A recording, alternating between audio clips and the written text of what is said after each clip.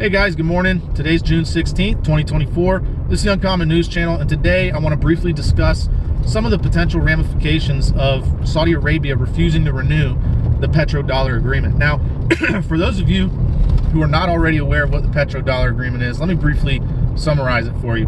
Basically, the United States and Saudi Arabia had an agreement where Saudi Arabia would sell her oil for nothing but US dollars. And what that did is it created a demand for the United States dollar on the international community, so that any nation that wanted to do business with Saudi Arabia, they first had to get a hold of our dollars, right? It kept the value of the dollar pegged to Saudi Arabian oil, right?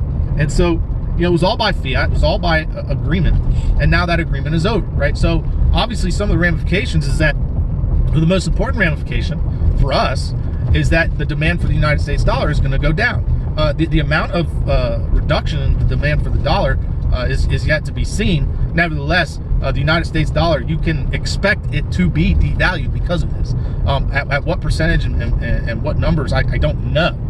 But the thing that I'm more concerned about, I'm concerned about that part quite a bit, but I'm more concerned that Saudi Arabian security is essentially going to disappear, because part of the petrodollar agreement, speculation at least, was that the United States would provide security services and products to Saudi Arabia if they did that, right?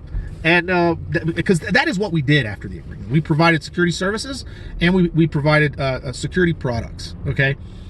And now that the agreement is over, there's no incentive for the United States to continue providing security services or security products, right? So Saudi Arabia has essentially isolated herself. And I'm assuming for some reason that Saudi Arabia thinks that the slate will be wiped clean with her neighbors for deciding to do this. And I do not agree with that one bit. You know, there's one thing about the Arab community you got to understand. In the Middle East, they do not easily forgive, and they never, ever forget.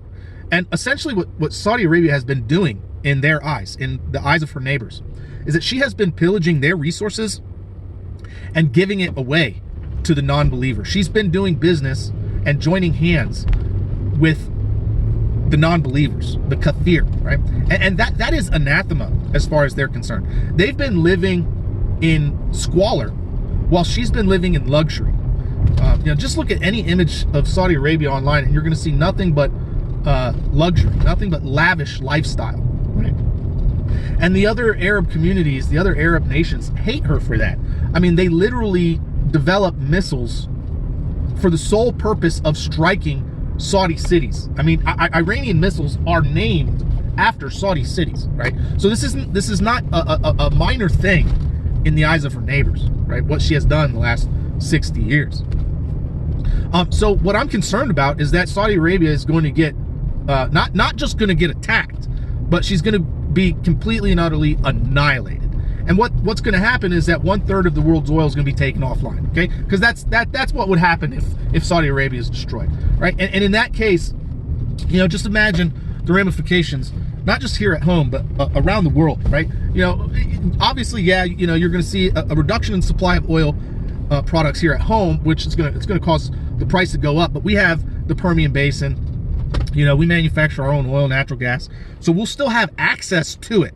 But what we won't have access to are cheap goods from everyone else, right? Because a lot of nations rely on Saudi Arabia for their petroleum, right? And their economies are pegged to how much oil they purchase from Saudi Arabia, right? Their production capacity is solely connected to how much oil they purchase from Saudi oil fields, right? Whether it's refined or not or whatever, right? You know, Saudi Arabia might sell unrefined oil to one country, right?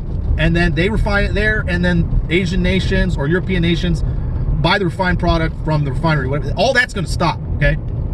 The supply chain is going to come to a halt because of this, right?